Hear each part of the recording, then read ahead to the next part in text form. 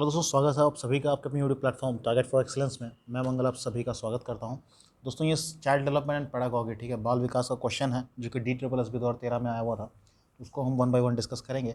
कुल 100 क्वेश्चन है, लेकिन आज 50 करेंगे, बाकी 50 हम कल करेंगे।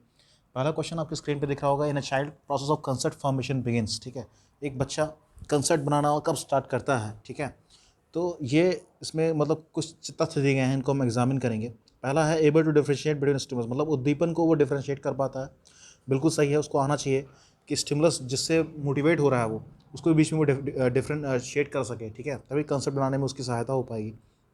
अगला ऑप्शन है possess good knowledge of language, मतलब भाषा पे उसकी अच्छी पकड़ है, 5 साल की एज है। तो कहीं ना कहीं ये तीनों ऑप्शन बिल्कुल सही है यहाँ पे।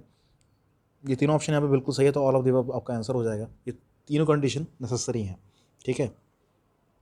अगला क्वेश्चन है the inappropriate method of motivation is, मतलब अभिप्रेरणा का इनमें से कौन सा सही कारण नहीं है, मतलब सही तरीका नहीं है। किसी को आप मोटिवेट करना चाहते हैं तो कौन सा सही तरीका नहीं है।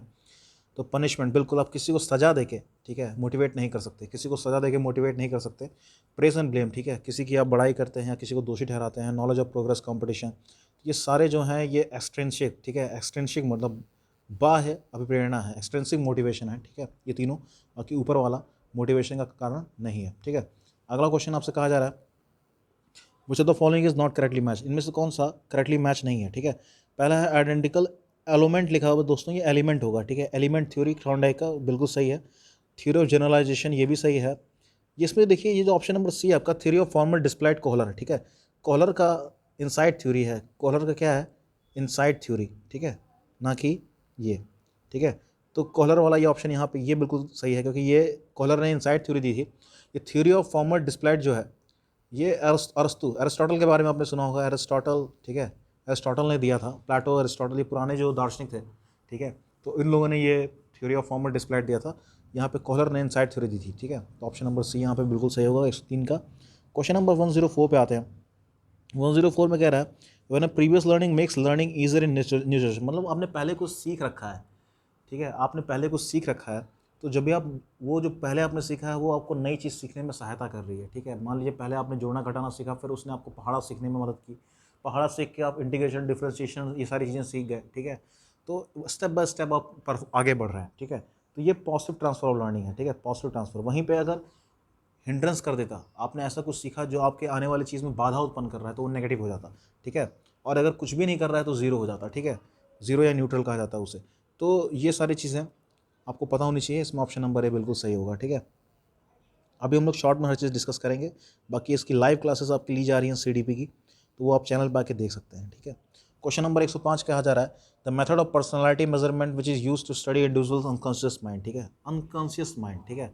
अनकॉन्शियस माइंड दिमाग का वह हिस्सा है, ठीक है, जो कहते हैं कि जैसे मतलब आपको भी नहीं पता होता है कि उसमें क्या चल रहा है, ठीक है। चीज़ें जैसे मान लीजिए आपने कुछ बहुत बार आपने पढ़ा, बहुत चीज़ें आपने बहुत बार रिकग्नाइज़ की, वो आपको कहते हैं अनकॉन्शियस माइंड में जाके सेव हो जाता है।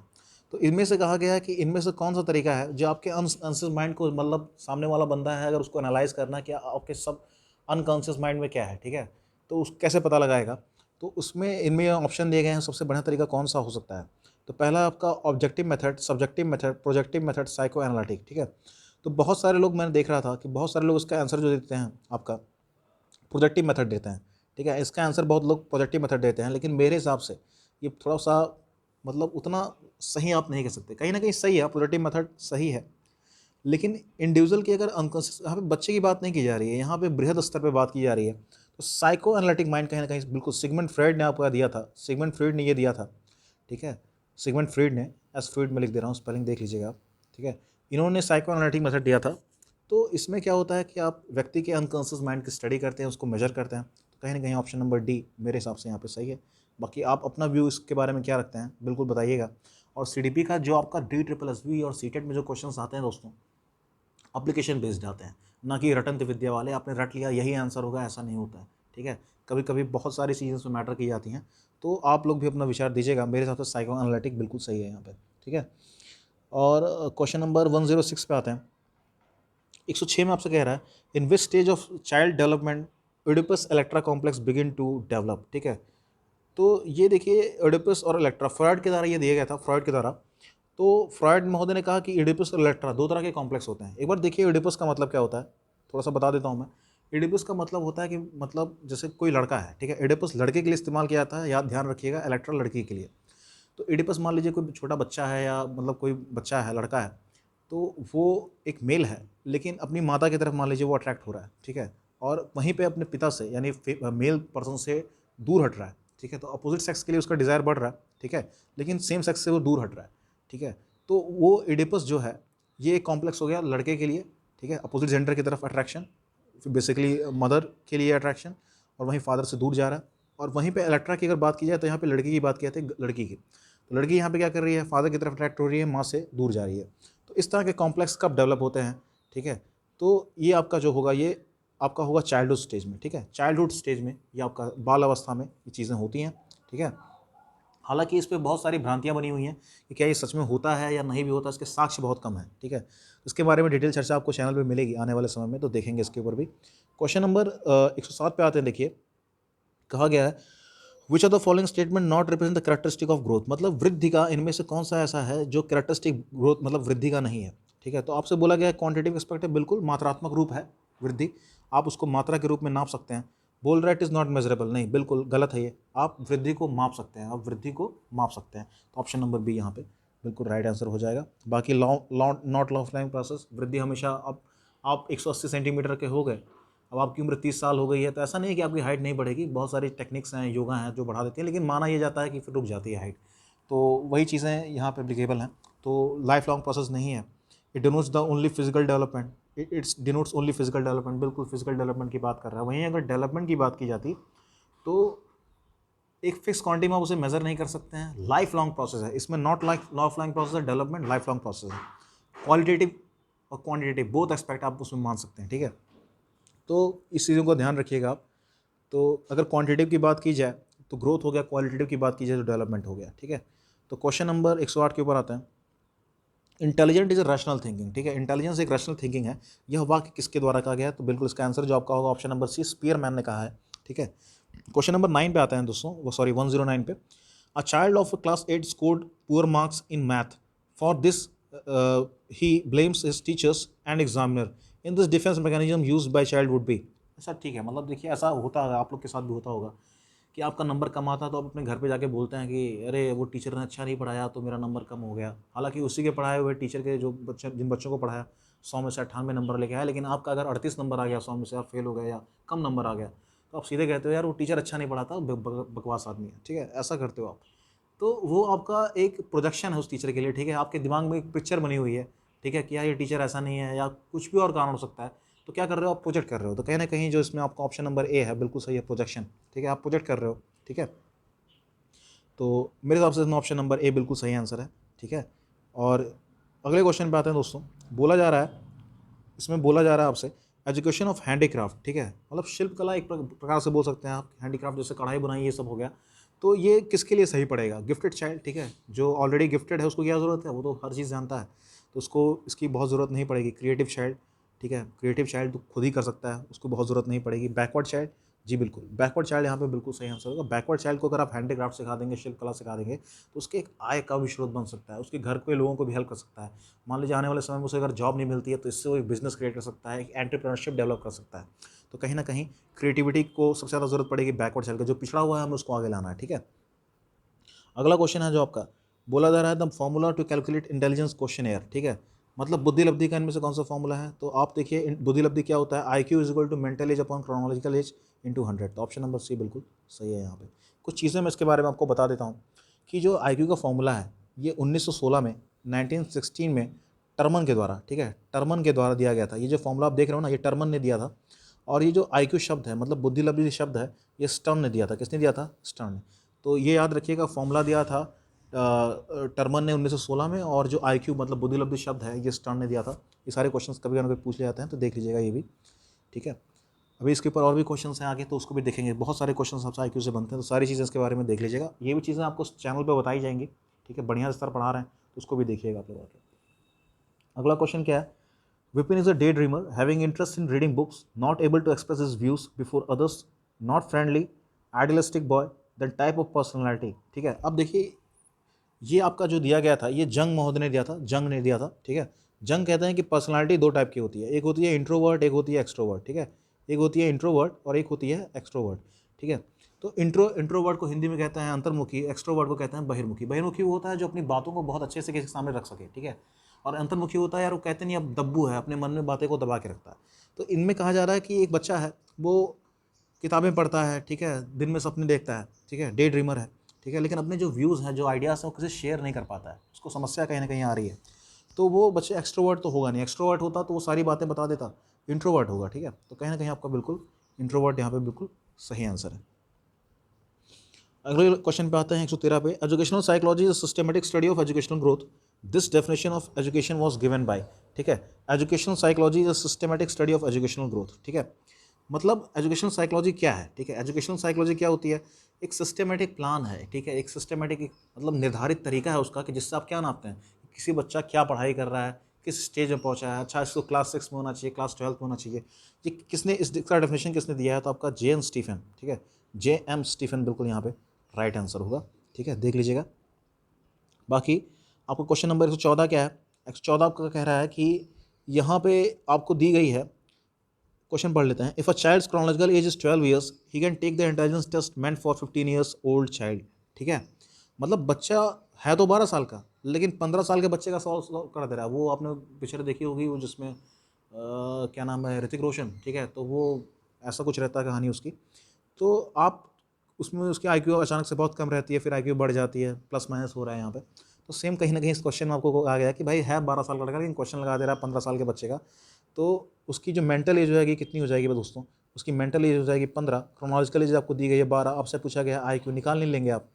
3 चौक 12, 25 चौके 100, ठीक है, और 3 पचे 15। तो 25 गुणे 5 करेंगे, कितना आएगा आपका? ऑप्शन नंबर सी, 125 आपका राइट आंसर होगा, ठीक है। फॉर्मूला आपका भी आपने देखा था, कौन सा ऑप्शन सही था। क्वेश्चन नंबर 115 पे सॉरी आते हैं। The stage of cognitive development according to पियाजे in which child displays object performance लिखा हुआ बच्चे। क्वेश्चन पता नहीं क्यों DSSB में पेपर गलत आया था कि मुझे गलत मिला। ऑब्जेक्ट परमानेंस है बच्चे, ठीक है, स्थायीकरण, ठीक है, स्थायीकरण, परमानेंस की बात की जा रही है। तो इनमें से कौन सा ऑप्शन सही है? तो बच्चे सेंसरी मोटर, ठीक है, पियाजे ने सेंसरी मोटर स्टेज जो बताई थी उसमें बच्चे कहीं ना कहीं अपने दिमाग में चीज़ों की इमेज बना के बैठा लेता है, ठीक है। तो ये आपका ऑब्जेक्ट परमानेंस बिल्कुल राइट आंसर होगा। क्वेश्चन नंबर 116 पे आते हैं दोस्तों, 1 मिनट रुकिएगा, ठीक है, 1 मिनट रुकिए, ये ठीक है। तो आपका सेंसरी मोटर उसमें हो जाएगा। अगला क्वेश्चन है विच of the following is not associative theory of learning. इनमें से कौन सी थ्योरी जो है एसोसिएटिव थ्योरी नहीं है, ठीक है। तो गेस्टाल्ट थ्योरी जो आपकी है वो एसोसिएटिव थ्योरी नहीं है। बाकी classical condition theory, stimulus response theory, SR theory, operant conditioning theory, एक दूसरे से हर चीज़ लिंक्ड है, ठीक है। तो इन तीनों में लिंकेज है, हालांकि गेस्टाल्ट थ्योरी में ऐसा नहीं है। अगले क्वेश्चन पे आते हैं, क्वेश्चन नंबर 117 पे। Hunger, thirst, need for security, all are motives, मतलब भूख, प्यास, ज़रूरत, ये कैसी चीज़ें हैं, कैसे अभिप्रेरणा है? तो नेचुरल अभिप्रेरणा आपके हैं, ठीक है। सारी चीज़ें आपको पढ़ाई जाएंगी, ठीक है। अगला क्वेश्चन आपसे कहा जा रहा है कि क्वेश्चन नंबर 118 देखिए, 118 में आपसे कहा जा रहा है कि in questionnaire method of personality when answers of question given in form of yes और no the questionnaire would be. मतलब एक क्वेश्चन आपसे पूछा जा रहा है, उसमें जो आपको जवाब दे रहे हैं वो यस और नो, हाँ या ना में दे रहे हैं, और कुछ नहीं बताना आपको, बस ट्रू और फॉल्स, यस नो। ये सब सारे एग्जांपल किसके होते हैं? क्लोज्ड क्वेश्चनियर के। वहीं पे अगर आप डिबेट की बात करते हैं, ठीक है, पार्टिसिपेशन की बात करते हैं जिसमें मल्टीपल व्यूज़ आ रहे हैं, एक पर्टिकुलर आंसर नहीं, तो वहीं पे आपका वो ओपन एंडेड हो जाता, दोनों का मिक्सचर मिक्स्ड क्वेश्चन हो जाता। पिक्टोरियल मतलब TAT, थीमेटिक का परसेप्शन टेस्ट, मतलब पिक्चर दिखाई जाएगी, क्वेश्चन पूछे जाएंगे, या अपना व्यूज़ आपका पूछा जाएगा, तो वो सारी चीज़ें आपको बताई जाएंगी। यहाँ पे ऑप्शन नंबर ए बिल्कुल सही है। क्वेश्चन नंबर 119 में आते हैं दोस्तों। When previous learning creates barrier in learning in new situation that is called, ठीक है। मतलब वही अभी देखिए हमने पढ़ा था कि सहायता कर रहे हैं, यहाँ पे प्रीवियस लर्निंग एक बैरियर बन जा रही है, तो वो बच्चे अभी मैंने बताया था आपको वो नेगेटिव लर्निंग होगा। क्या होगा? नेगेटिव लर्निंग, ठीक है। अगले क्वेश्चन पे आते हैं। Which of the following is not the projective method of personality, ठीक है। तो इनमें से कौन सा आपसे पूछ रहा है कि प्रोजेक्टिव मेथड आपका नहीं है, ठीक है। तो जो आपका ऑब्जर्वेशन होता है दोस्तों, जो आप ऑब्जर्व करते हैं, ये एक सब्जेक्टिव मेथड है।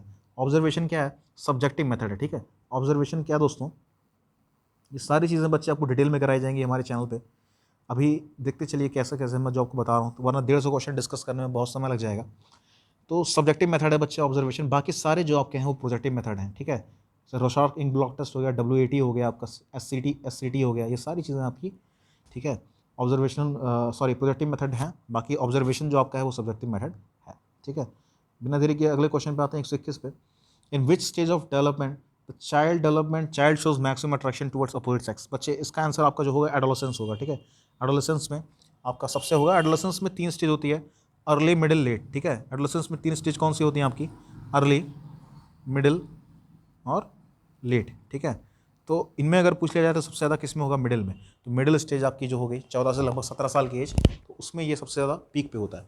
तो एडोलेसेंस स्टेज बिल्कुल यहाँ पर राइट आंसर होगा। ये सारी चीज़ें देख लीजिएगा, डिटेल में ये सारी चीज़ें आपको इस चैनल पे कराई जाएंगी। क्वेश्चन नंबर 122 पे आता है, विच of the following is not a principle of development. इनमें से कौन सा प्रिंसिपल ऑफ डेवलपमेंट नहीं है, ठीक है। Principle of specific to general, ठीक है, मतलब विशिष्ट समान की ओर, अच्छा। प्रिंसिपल ऑफ कंटिन्यूटी, ठीक है। Principle of variation, principle of integration, ठीक है। तो प्रिंसिपल ऑफ कंटिन्यूटी, ठीक है, डेवलपमेंट हमेशा कंटिन्यूअस है, ठीक है, डेवलपमेंट हमेशा कंटिन्यूअस है, बिल्कुल सही है। वेरिएशन हर किसी का अलग अलग डेवलपमेंट होता है, इंटीग्रेशन एकीकरण का सिद्धांत ये भी है। लेकिन वहीं पे अगर ऑप्शन नंबर ए की बात की जाए तो सामान्य से विशिष्ट की ओर होता है, ना कि विशिष्ट से सामान्य की ओर। ऑप्शन नंबर ए आपका नहीं होगा, मतलब ऑप्शन नंबर ए इसमें सही होगा, लेकिन वैसे वो डेवलपमेंट का पार्ट नहीं है, ठीक है।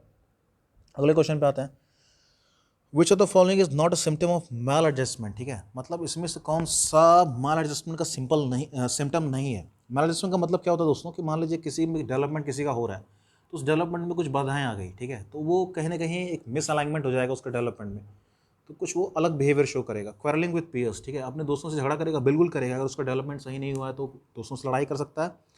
नेल बाइटिंग, बहुत लोग उंगली चबाते हैं अपने, ठीक है, तो एक प्रकार से इमोशनली इनसिक्योर लोग ऐसा करते हैं, उंगली नाखून काटते हैं, तो वो भी है आपका इमोशनली मैच्योर, ठीक है। अब बच्चे का अगर डेवलपमेंट सही नहीं हुआ है, ठीक है, तो इमोशनली मैच्योर कैसे होगा। तो ऑप्शन नंबर सी बिल्कुल यहाँ पे सही है, ठीक है। तो ऑप्शन नंबर सी के साथ आप जा सकते हैं, बाकी सारे उसी के एग्जाम्पल हैं, ठीक है। इमोशनली मैच्योर आप तब होंगे जब आपका डेवलपमेंट बहुत बढ़िया होगा, ठीक है। अगला क्वेश्चन है, विच of the following characteristic is of gifted child, मतलब गिफ्टेड चाइल्ड का इनमें से कौन सा एग्जाम्पल है, गिफ्टेड चाइल्ड का इनमें से कौन सा एग्जाम्पल है, ठीक है। उसकी कैरेक्टरिस्टिक क्या है, या उसका मतलब कैसे आप जान सकते हैं कि फलाना आदमी गिफ्टेड है। तो fall for behind the gifted child कौन होता है, बच्चे जिसका IQ बढ़िया होता है, ठीक है, जो डिसीजन जल्दी ले पाए, जो पढ़ाई अच्छा कर पाए, तो fast decision making power and confident. Option number C बिल्कुल सही है। पॉजेस लो IQ नहीं होगा भाई, अगर आप गिफ्टेड हैं तो आपके पास हाई IQ होगा। फॉल फार बिहाइंड नहीं, आप सबसे आगे चलेंगे। Unable to interact with others नहीं, आप बढ़िया इंटरेक्शन लोगों से करेंगे, ठीक है। तो ऑप्शन नंबर सी यहाँ पे राइट होगा। इसमें देखिए कहीं कहीं पूछा जाता है नॉट और कहीं कहीं पूछा जाता है इज़, तो ये सारी चीज़ें ध्यान रखिएगा। जहाँ नॉट आ जाए वहाँ कान खड़े कर लीजिएगा, वहीं आप गलती करते हैं, ठीक है। The concept of mental as was introduce for first time. Mental as जो है वो सबसे पहले किसके द्वारा इंट्रोड्यूस की गई थी, कब की गई थी, ठीक है। तो बेसिकली इसमें सारे में सेम ऑप्शन दिया गया है, आपसे ईयर पूछा गया है, तो इसका ऑप्शन नंबर बी आपका बिल्कुल राइट आंसर है, ठीक है। 1908 नहीं होगा, अरे सॉरी 1905 नहीं होगा, 1908 होगा। 1905 को फिर मोडिफाई करके 1908 में प्रस्तुत किया गया था, ठीक है। तो ऑप्शन नंबर 125 का ऑप्शन नंबर बी बिल्कुल राइट आंसर है, ठीक है।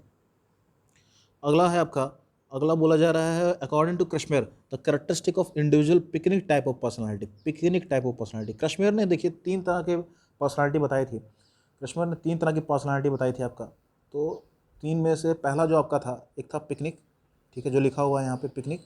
दूसरा था एस्थेटिक, तीसरा था एथलेटिक, ठीक है। तो इनमें से मैं तीनों के बारे में डिस्कस करूंगा, या सर आपको बताएंगे इस चैनल पे। तो अभी पिकनिक टाइप की बात हो रही है। पिकनिक टाइप में क्या होता है कि जैसे होता नहीं है कि बहुत लोग बहुत खुश मिजाज होते हैं, वो अपनी बातें किसी से बहुत अच्छी तरीके से रख पाते हैं, बहुत मज़े में रहते हैं, ठीक है, तो वो किसी से भी घुल मिल जाते हैं। तो ऑप्शन नंबर पहला देखिए आप, सोशल, इंट्रोवर्ट एंड शाई। नहीं, सोशेबल तो होगा लेकिन इंट्रोवर्ट नहीं होगा, अपनी बातें अच्छे से रखेगा और शर्माएगा भी नहीं, तो ये भी नहीं होगा। अगले में फिर आपका शाई दे दिया, ये भी नहीं होगा। फिर बोला गया सोशल, एक्सट्रोवर्ट, फ्रेंडली, ठीक है। हाँ, ये देखिए, ये सही आपका ऑप्शन दिख रहा है कि वो सोशलेबल भी होगा, एक्सट्रोवर्ट मतलब बहिर्मुखी भी होगा, और दोस्ती भी अच्छे से कर लेगा। तो ऑप्शन नंबर सी बिल्कुल राइट आंसर है यहाँ पर, ठीक है। अगले क्वेश्चन पे आते हैं, क्वेश्चन नंबर 127 पे। अकॉर्डिंग टू पियाजे cognitive theory learning process the which type of cognitive structure, ठीक है। मतलब इसमें बोला जा रहा है आपके, देखिए, the process by which the cognitive structure is modified, मतलब जो आपका कॉग्निटिव स्ट्रक्चर जो स्कीमा है उसको आप बदलाव उसमें करना चाहते हैं। तो इनमें से कौन सा उस चीज़ को, मतलब पियाजे ने कहा है, किस चीज़ के बारे में बताया, तो वो बच्चे एकोमोडेशन होता है। क्या होता है, एक मिनट रुकिएगा, एकोमोडेशन होता है, ठीक है। एकोमोडेशन यहाँ पे होता है। एकोमोडेशन का मतलब क्या होता है कि आपकी जो पुरानी स्कीमा है उसमें आप कुछ बदलाव कर रहे हैं। वहीं पे असिमुलेशन क्या होता है, एसिमुलेशन क्या होता है कि स्कीमा में आप कोई नई चीज़ जोड़ रहे हैं। आप बदलाव अगर कर रहे हैं तो एकोमोडेशन, ठीक है, एकोमोडेट कर रहे हैं, होता नहीं है कि यार आप आके कहीं पे चीज़ वगैरह एकोमोडेट कर लो, कुछ बदलाव करके इसको एकोमोडेट कर लो, तो एकोमोडेशन, ठीक है। असिमुलेशन, आप एसिमुलेट कर रहे हैं, आप चीज़ों को जोड़ रहे हैं और सिंथेसाइज कर रहे हैं, ठीक है, तो डिफरेंट चीज़ें हैं। यहाँ पे ऑप्शन नंबर ए बिल्कुल राइट आंसर है। क्वेश्चन नंबर 128 पे आते हैं, the correct sequence of phases of Bandura's social learning. Bandura के सोशल लर्निंग में ये करेक्ट सिक्वेंस कौन सा होगा? तो देखिए इसमें सबसे पहले क्या करते हैं आप, सबसे पहले ऑब्जर्व करते हैं, ऑब्जर्व के बाद अटेंशन, अटेंशन के बाद रिटेंशन, रिटेंशन के बाद मोटिवेशन। तो ऑप्शन नंबर ए बिल्कुल सही है यहाँ पे। पहले आप ऑब्जर्व करेंगे, ऑब्जर्व करने के बाद आप अटेंटिव हो जाएंगे, ठीक है। आप ऑब्जर्वेशन आपने देखा, आपने किसी चीज़ को ऑब्जर्व किया, अब आप अटेंटिव हो गए हैं, उसको फिर रिटेन करेंगे अपने अंदर। रेटेंशन नहीं होगा बच्चे, रिटेंशन होगा, RETNI, ठीक है, TNTIONOL, ठीक है। रेटेंशनल नहीं होगा, रिटेंशनल होगा, ई होगा यहाँ पे। अनमोटिवेशनल, तो ऑप्शन नंबर ए बिल्कुल राइट आंसर है। इसके बारे में डिटेल में चर्चा की जाएगी आपसे, ठीक है। क्वेश्चन नंबर 129 कहा जा रहा है आपसे, if child psychology chronological age is 12 और 12 years and is IQ is 75, then is mental age will be, ठीक है। तो IQ बोला गया है 75, IQ है 75, ठीक है। क्रोनोलॉजिकल एज आपको दी गई है 12, ठीक है, गुणे 100, मेंटल एज आपको निकालना है, ठीक है, मेंटल एज। तो क्या करेंगे आप, 3 चौक 12, 25 चौक के 100, 25 तियाँ 75, ठीक है, 3 त्रिक 9। तो मेंटल एज कितना आ गया आपका, मेंटल एज आ गया आपका 9 ईयर्स, मेंटल एज आपका आ गया 9 ईयर्स। तो ऑप्शन नंबर भी बिल्कुल राइट आंसर है यहाँ पे, ठीक है। 3 क्वेश्चन आपके देखिए इससे होगा IQ से, तो देख लीजिएगा, इंपॉर्टेंट है। अगला क्वेश्चन आपसे कहा जा रहा है, अगला क्वेश्चन देखिए दोस्तों, आपसे क्या कहा जा रहा है कि learning is a modification of behaviour through experience and training, this definition is given by, ठीक है।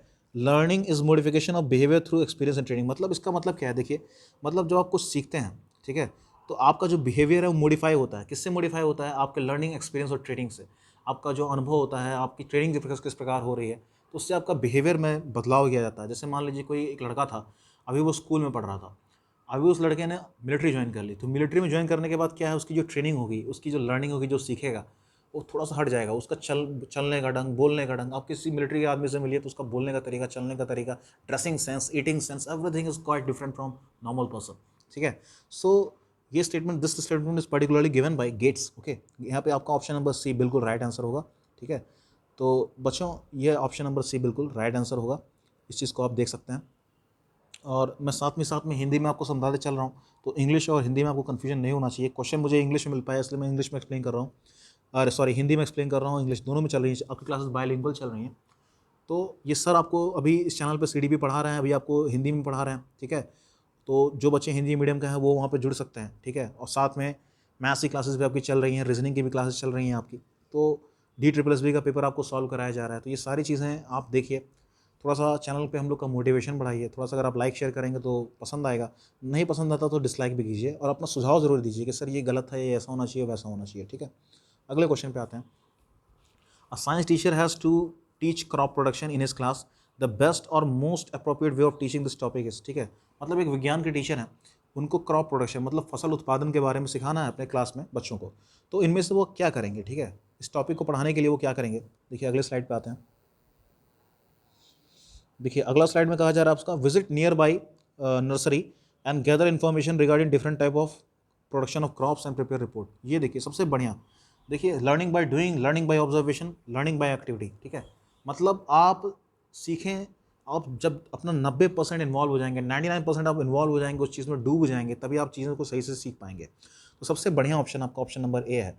बच्चा नर्सरी जाएगा, वहाँ पेड़ पौधों को देखेगा, 10 तरह के सवाल उसके दिमाग में उठेंगे, भाई ये लेग्यूमिनस क्रॉप है, या फिर ये क्या कैसा पौधा है, या कैसा मतलब इसके फीचर्स क्या है, इसके कैरेक्टरिस्टिक क्या है, किस फैमिली का है, किस ऑर्डर का है, किस जीनस का है। वो रिपोर्ट तैयार करेगा, माली से भी 10 क्वेश्चन पूछेगा, भैया कैसे पानी डालते हो, क्या खाद डालते हो, तो वो 10 चीज़ें और सीखेगा, उसका इंटरेस्ट बनेगा। तो ऑप्शन नंबर ए बिल्कुल सही है। अगला ऑप्शन भी देखते हैं, by reading chapter from text book, नहीं, ये मतलब आप उसको संकीर्ण विचारधारा उसके अंदर प्रवेश कर रहे हैं, मतलब उसके अंदर वो खुल के नहीं सोच पाएगा, ठीक है। बाय प्रिपेयरिंग रिलेटेड एक्टिविटी, ठीक है, मतलब उतना नहीं ठीक है। Taking test from crop production chapter, नहीं, बिल्कुल नहीं। आप सबसे बढ़िया ऑप्शन आपका ऑप्शन नंबर ए है, ठीक है। Question number 132, the two develop scientific attitude among students a science teacher should not, मतलब किसी बच्चे के अंदर एक वैज्ञानिक दृष्टिकोण आपको डेवलप करना है, साइंटिफिक टेम्परामेंट डेवलप करना है, तो एक साइंस टीचर इनमें से क्या नहीं करेगा। देखिए यहाँ पे बहुत इंपॉर्टेंट है नॉट, नॉट के ऊपर ध्यान दीजिएगा। Use teacher centre teaching methods, ठीक है। ऑर्गेनाइज को करिकुलम एक्टिविटीज, बिल्कुल करेगा। यूज़ इनोवेटिव मेथड, बिल्कुल करेगा। सेटिस्फाई क्यूरोसिटी ऑफ स्टूडेंट्स, बिल्कुल करेगा। लेकिन जो ऑप्शन नंबर ए है, टीचर सेंटर नहीं होना चाहिए, चाइल्ड सेंटर, ठीक है। जो आपकी शिक्षा है वो आपका चाइल्ड सेंटर्ड होनी चाहिए, ना कि टीचर सेंटर्ड, ठीक है। तो इस चीज़ का ध्यान रखिएगा। ऑप्शन नंबर ए यहाँ पे गलत है, मतलब इस क्वेश्चन का आंसर ऑप्शन नंबर ए होगा, लेकिन यहाँ पे ठीक है आप समझ गए होंगे। और क्वेश्चन नंबर 133 पे आते हैं, the subject which is most suitable to develop reasoning power of student, ठीक है। तो बेसिकली इसमें देखिए क्या कहेगा, हिंदी, इंग्लिश, संस्कृत। तो साइंस आपका बिल्कुल सही होगा, यहाँ पे साइंस होगा, ठीक है। ये जो बच्चे आर्ट्स हैं वो दुखी ना हो जाएं, ऐसा कुछ नहीं है, लेकिन हाँ बिल्कुल थोड़ा सा तार्किक शक्ति आपकी, जो मैथ्स मोस्ट स्पेशली बात की जाए तो मैथ्स से आपकी तार्किक शक्ति का विकास थोड़ा बहुत होता है। और आजकल रीजनिंग तो एक अलग सब्जेक्ट है जिसको हर बच्चे पढ़ रहे हैं, आर्ट्स वाले और अच्छा परफॉर्म करते हैं, ठीक है। तो दुखी मत होइएगा, कोई लोग किसी को हर्ट करने के लिए क्वेश्चन नहीं लाया गया है, ठीक है। अगला क्वेश्चन है, a science teacher has to teach different types of force in class, the most important suitable method. मतलब एक क्लास है, उसके अंदर साइंस के टीचर है, विज्ञान के टीचर है, उनको बल के बारे में पढ़ाना, तो सबसे बढ़िया तरीका क्या होगा। देखिए साइंस की जब भी बात की जाए, साइंस किताबों से नहीं, ऑब्जर्वेशन। साइंस की अगर डेफिनेशन ही की जाए, डेफिनेशन क्या है, ऑब्जर्वेशन, ऑब्जर्वेशन, ऑब्जर्वेशन, ठीक है। ट्रिपल ओ की बात की जाती है।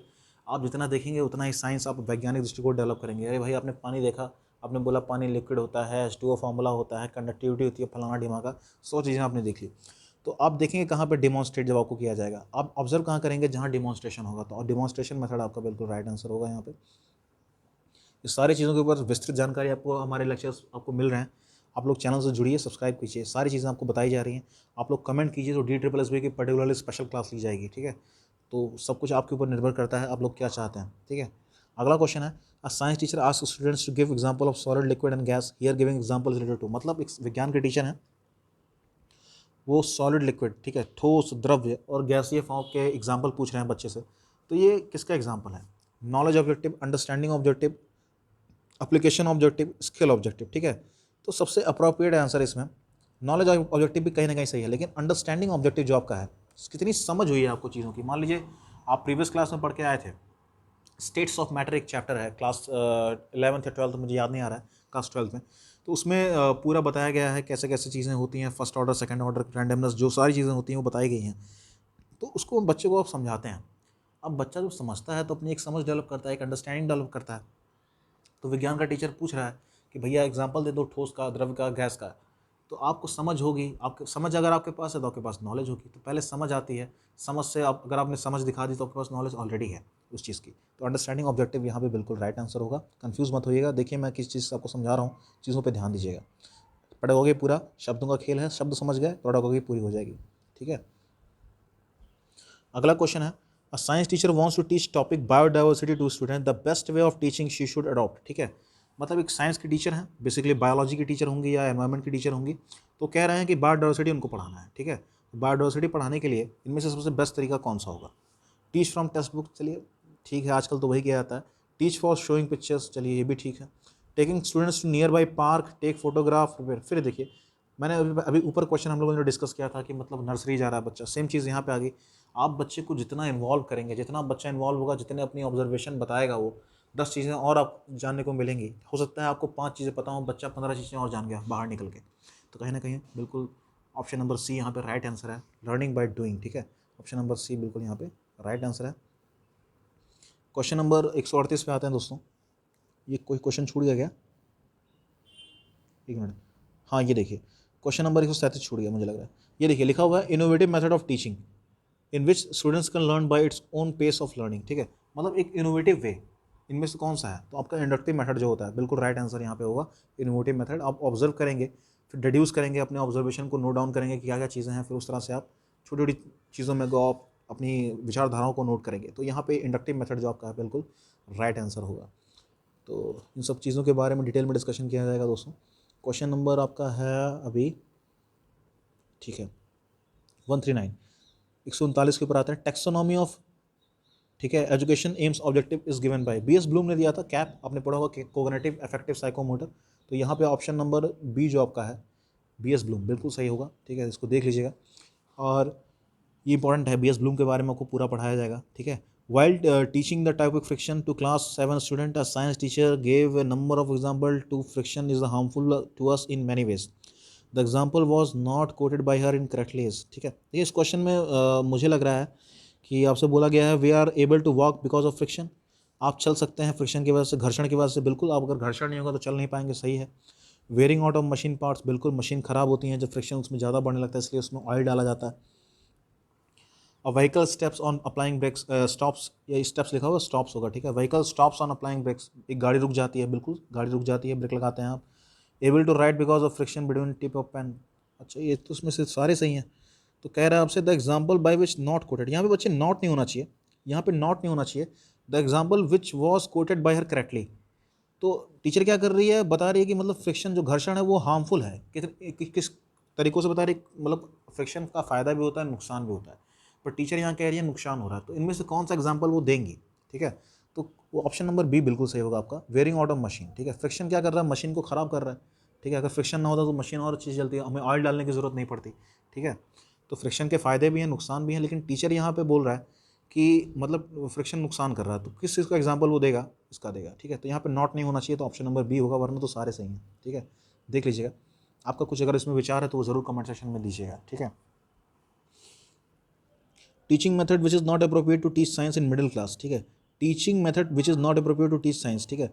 लेक्चर मेथड बच्चे, लेक्चर मेथड देखिए आपको दिख रहा है इसमें, आप डेमोन्स्ट्रेट करेंगे बच्चा अच्छे से सीख जाएगा। अभी हमने बात की थी एक्टिविटी बेस्ड और बढ़िया, सबसे बढ़िया इंडक्टिव मेथड भी बहुत बढ़िया है, लेकिन जो लेक्चर मेथड है वो कहीं ना कहीं गलत हो जाएगा। पे लेक्चर मेथड हायर क्लासेस के लिए, बड़ी ऑडियंस के लिए, जैसे कि आप ग्रेजुएशन करते हैं, पोस्ट ग्रेजुएशन करते हैं, पीएचडी करते हैं, तो वहाँ चलेगा लेक्चर, यहाँ नहीं चलेगा, ठीक है। ठीक है, लेक्चर यहाँ पे आप नहीं दे सकते, नहीं तो बच्चा बोर होके हट जाएगा वहाँ से, ठीक है। तो अभी क्वेश्चन आपका आ रहा है, क्वेश्चन नंबर 141 में आपसे कहा जा रहा है social studies teacher wants to teach location of continents ocean, the type of map she should use, ठीक है। तो इसमें बोला जा रहा है कि कॉन्टिनेंट मतलब द्वीप और समुद्रों के बारे में उनको पढ़ाना है, ओशंस के बारे में आपको पढ़ाना है, तो आप कौन सा मैप इस्तेमाल करेंगे। वर्ड पॉलिटिकल नहीं, पॉलिटिकल मैप क्या होता है, जो बाउंड्रीज उसमें कितने स्टेट्स हैं, कौन कौन सी कंट्रीज़ हैं, कौन कौन सी कहाँ की बॉर्डर है, तो पॉलिटिकल मैप वो होता है। फिजिकल मैप होता है जो नेचर के बारे में दिखाता है, ओशंस, माउंटेन्स, हिल्स, रेंजेस, इन सब के बारे में दिखाता है, तो वर्ल्ड फिजिकल यहाँ पे बिल्कुल राइट आंसर होगा, ठीक है। अगर इंडिया की बात की जाती है, अगर यहाँ पे टीचर कॉन्टिनेंट ओशन की बात ना करके आप बात करते कि मतलब हिमालय के बारे में दिखाना चाहते हैं, या फिर जो आसपास अपने गंगा के बारे में बताना चाहते हैं, ठीक है, यमुना के बारे में, जो रिवर्स उनके बारे में बताना चाहते हैं, तो इंडिया फिजिकल सही होता है। लेकिन यहाँ पे कॉन्टिनेंट्स ओशन की बात की जा रही है, वर्ल्ड की बात की जा रही है, तो वर्ल्ड फिजिकल आपको बिल्कुल सही राइट आंसर होगा, ठीक है। चीज़ों पर ध्यान दीजिएगा, एक क्वेश्चन से कई क्वेश्चन हम लोग कर सकते हैं।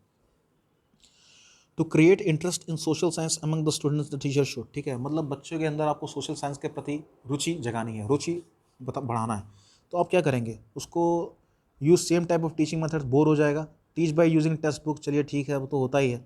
Not allow students to ask questions, बच्चे को बोलेंगे नहीं क्वेश्चन मत पूछना, नहीं तो पिटाई हो जाएगी, नहीं ऐसा बिल्कुल नहीं करेंगे। डू एक्टिविटी बेस्ड टीचिंग, ठीक है, ये बिल्कुल सही है, आप एक्टिविटी बेस्ड टीचिंग उससे कराएंगे, ठीक है। जितना एक्टिव रहेगा बच्चा उतना ही बढ़िया काम करेगा। अगला क्वेश्चन है, while preparing the lesson plan on topic agriculture what will be your first step, मतलब एग्रीकल्चर के ऊपर, खेती के ऊपर आप एक लेसन प्लान बनाना चाह रहे हैं, ठीक है। तो उसमें सबसे बढ़िया पहला स्टेप आपका क्या होगा, ठीक है। किसी भी लेसन प्लान को बनाने के लिए आपका ऑब्जेक्टिव आपको पहले बताना होता है, आपका एम क्या है, आपका उद्देश्य क्या है, ठीक है। तो सबसे पहला आपका होता है फ्रेम ऑब्जेक्टिव, मतलब आप क्या चाहते क्या हैं, जो आप पढ़ाना चाह रहे हैं उसका उद्देश्य क्या है, तो आप पहले ऑब्जेक्टिव बनाएंगे, फिर अपना सारी चीज़ें उसके बाद की प्रक्रियाओं पर ध्यान देंगे, ठीक है।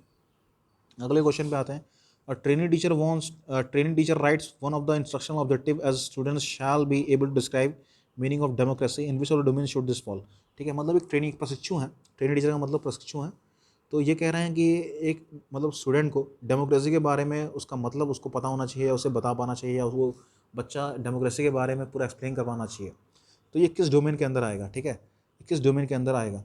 आप किसी चीज़ को एक्सप्लेन कब कर पाते हैं, आप किसी चीज़ को एक्सप्लेन कर तभी कर पाते हैं, अपने शब्दों में तभी ढाल पाते हैं जब आप उस चीज़ को समझ चुके हों। तो समझ यहाँ पे तब आएगी जब आप उसको कॉम्प्रिहेंड किए हो। कॉम्प्रिहेंशन का मतलब क्या होता है, किसी तरह किसी को पूरे तरीके से समझना। तो ऑप्शन नंबर सी यहाँ पे, ऑप्शन नंबर सी बिल्कुल राइट होगा यहाँ पे, ठीक है, ऑप्शन नंबर सी बिल्कुल राइट आंसर होगा, ठीक है। क्वेश्चन नंबर 145 पे आते हैं, while dealing with social equality what should be the most appropriate approach for teaching, explaining in detail with practice of untouchability, ठीक है। तो सोशल इक्वालिटी के बारे में आपको बताना है, ठीक है, मतलब सामाजिक एकता के बारे में आपको बताना है, तो इनमें से कौन सा अप्रोच बिल्कुल सही रहेगा। Explaining in detail the practice of untouchability, मतलब जो भेदभाव था, छुआछूत के ऊपर जो भेदभाव था कि मतलब इसको टच मत करना, उसको मत टच करना, इसका डिटेल में आप वर्णन करेंगे, नहीं ये थोड़ा सही नहीं पड़ेगा, क्योंकि कहीं ना कहीं ये उस चीज़ को और बढ़ावा देगा, ठीक है। जो चीज़ खत्म हो रही है उनको फिर से आप जागृत कर रहे हैं, तो ऐसी बातें हमें क्लास के अंदर नहीं करनी है जिनसे बच्चे और मतलब एग्रेसिव हो जाए कि टॉपिक्स को लेकर, यार अच्छा मेरे साथ ये हुआ था या मेरे पूर्वजों के साथ ये हुआ था तो अब मैं ये कर दूंगा वो कर दूंगा, ऐसा नहीं होना चाहिए। हमें इन सब बातों से थोड़ा दूर रहना चाहिए एज अ टीचर, ठीक है। हमें अवॉइड करना है इन चीज़ों को, ठीक है। मतलब एक धनात्मक रूप से हमें इनको लाना पड़ेगा, हमें ऐसा प्रस्तुत नहीं करना है कि चीज़ें बिगड़ जाएँ, ठीक है। अनटचेबिलिटी के बारे में बताइए बिल्कुल, लेकिन एक धनात्मक तरीके से, ऐसा मत उसको बताइए कि बच्चे एक अलग भावना उनके अंदर जागृत हो जाए, ठीक है।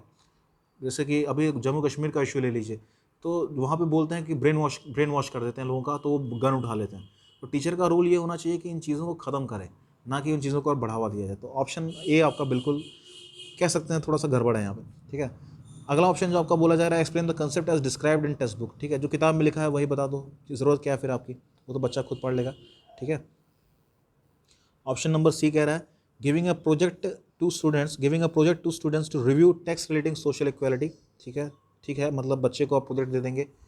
Sighting the experience of this communities that make up social and cultural milieu of child, ठीक है। ये कहीं ना कहीं बिल्कुल ऑप्शन नंबर डी जो आपका है, ठीक है।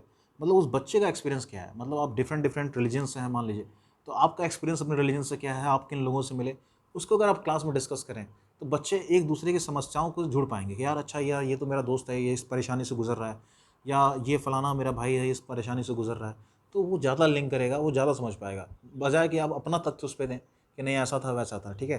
तो बच्चों का जो प्रत्यक्ष उनका जो एक्सपीरियंस है उसको साइड करना सबसे बढ़िया यहाँ पे होगा। तो ऑप्शन नंबर डी बिल्कुल यहाँ पे राइट होगा, ठीक है। तो ऐसे डिटेल में आप चीज़ों को समझिए। अगले क्वेश्चन पे आते हैं। क्वेश्चन नंबर 146 आपसे कह रहा है teaching perform by group of teachers is, ठीक है। मतलब एक ग्रुप में टीचर्स पढ़ा रहे हैं। देखिए ये टीम टीचिंग का एग्जाम्पल है, ये टीम टीचिंग का एग्जाम्पल है, इसके बारे में अभी आगे बात करेंगे, आगे भी क्वेश्चन इसके ऊपर आया हुआ है, ठीक है। आपसे बोला जा रहा है इन हिस्ट्री आपसे बोला गया है text book many source have been given in each paper, ठीक है। Text book many source have been given each paper. तो इसका उद्देश्य क्या है, इसका उद्देश्य क्या है, to prove creative talent of others, मतलब ऑदर जो है बहुत क्रिएटिव है, ठीक है। इसका इसका ये उद्देश्य है। To prove that more than one source are always better, या उसको ये प्रूव करना है कि नहीं भाई मतलब ज़्यादा सोर्स होंगे तो हरदम बढ़िया होगा, ऐसा कोई ज़रूरी नहीं है। एक सोर्स अगर भी लिटरेरी सोर्स मिल गया तो हिस्ट्री बहुत बढ़िया होती है, ठीक है। To justify selection of topic, अरे देखो 10 साक्ष्य हैं तो तभी ये सही है, ऐसा कुछ नहीं है, ठीक है। To encourage students to work on sources and derive interpretation, मेरे हिसाब से बिल्कुल ऑप्शन नंबर डी यहाँ पे राइट आंसर है। ऑप्शन नंबर डी यहाँ पे राइट आंसर है, ठीक है। बच्चे को एनकरेज करना कि यार देखो जैसे अल बरूनी थे, मेगास्थेनिस की इंडिका हो गई, ठीक है, फिर बाबर नामा हो गया, तमाम चीज़ें हैं, ठीक है, हमारे समाज में। तो जो किताबें हैं इसको जब बच्चा सुनता है, अच्छा यार चलो इसके बारे में देख लेते हैं, मार्को पोलो के बारे में पढ़ लेते हैं, तो बच्चा कहीं ना कहीं एंकरेज होता है और चीज़ों को जानने के बारे में, ठीक है। तो जितना एक्टिव बच्चा रहेगा उतनी ही अच्छी उसकी पढ़ाई होगी। तो ऑप्शन नंबर डी बिल्कुल यहाँ पर राइट आंसर होगा। क्वेश्चन नंबर 148 के ऊपर आते हैं। ये देखिए एक minute, technique use to test the acquired knowledge of student, ठीक है। ऐसी कौन सी टेक्निक है जो मतलब बच्चा सीख चुका है उस नॉलेज को टेस्ट करने के लिए, असेसमेंट मेथड आपका बिल्कुल राइट आंसर यहाँ पे होगा, ठीक है। असेसमेंट मेथड उसका बिल्कुल राइट आंसर होगा, ठीक है। ऑप्शन नंबर 141 का जवाब थोड़ा मुझे कन्फ्यूजिंग लग रहा है, इसका जवाब मैं अभी नहीं दूंगा। 149 का आंसर आप लोग कमेंट सेक्शन में दीजिएगा। मेरे हिसाब से इसका आंसर पाइलो होना चाहिए, लेकिन आप लोग एक बार देखिएगा आप लोग के हिसाब से इसका आंसर क्या होना चाहिए, कमेंट सेक्शन में ज़रूर इसका जवाब दीजिएगा, ठीक है। अगला क्वेश्चन है आपका, अगला क्वेश्चन आपसे कह रहा है team teaching was first use by for the first time, ठीक है। अभी हमने बात की थी टीम टीचिंग का मतलब क्या होता है, तो ग्रुप में टीचर्स पढ़ाते हैं, ठीक है। तो दोस्तों थोड़ा बहुत जान लीजिए इसके बारे में। सबसे पहले शुरू हुआ था United states of America, America में। कब शुरू हुआ था अगर आपसे पूछा जाए तो 1954-55 में, ठीक है। 1954-55 में था। तो ये चीज़ें शुरू की गई थी। इसका एम क्या होता है दोस्तों कि जैसे मान लीजिए 10 टीचर्स अगर हैं और 10 टीचर्स मिल के किसी क्लास को पढ़ाना चाहते हैं, तो टीचर्स क्या करेंगे, आपस में डिस्कस करेंगे कि यार ये चीज़ें हैं, क्लास को हमें ऐसा करना है वैसा करना है। एक प्रोडक्टिव अप्रोच होगा, बहुत मज़ा आएगा, ठीक है। अगर ऐसा होता कि टीचर्स सारे मिल के, ठीक है, सबका मतलब सब लोग एक साथ मिल के मतलब अपनी चीज़ों को पढ़ाना चाहते, तो अपना अपना व्यूज़ देते हैं उसके ऊपर, ठीक है। टीचर्स डिसाइड करते हैं हाँ यार ये चीज़ें सही हैं, हमें ऐसा करना चाहिए वैसा करना चाहिए। तो 10 लोग का 10 दिमाग लगता तो बहुत बढ़िया चीज़ें चलती, ठीक है। तो ये कहीं ना कहीं एक सक्सेसफुल एग्जाम्पल था और आजकल ये किया जा रहा है, ठीक है। आजकल ये थोड़ा बहुत इसके प्रावधान में लाया जा रहा है। तो ये एक बढ़िया एग्जाम्पल है, इसको याद रखिएगा। सबसे पहले कहाँ स्टार्ट हुआ था, यूनाइटेड स्टेट्स ऑफ अमेरिका में। कब शुरू हुआ था, 1954-55 में, ठीक है। तो आशा करता हूँ ये 50 क्वेश्चन हमने डिस्कस कर लिए होंगे, आपको थोड़ी बहुत नॉलेज हो गई होगी। और ये खाली DSSS भी नहीं, हर एग्ज़ाम के लिए इंपॉर्टेंट है। और आप अगर इन सारी चीज़ों को देखना चाहते हैं, हमसे जुड़ना चाहते हैं, तो चैनल को लाइक शेयर सब्सक्राइब कीजिएगा। अगर आपका कुछ सुझाव है तो कमेंट सेक्शन में ज़रूर कमेंट कीजिएगा। अगर आप DSSS की और क्लासेस चाहते हैं, ठीक है, डिटेल में सारी क्लासेस चाहते हैं, तो प्लीज़ कमेंट कीजिएगा। आपके लिए क्लासेस स्टार्ट की जाएंगी, लाइव क्लासेस स्टार्ट की जाएंगी। तब तक के लिए बहुत बहुत धन्यवाद आपका। जय हिंद, जय भारत।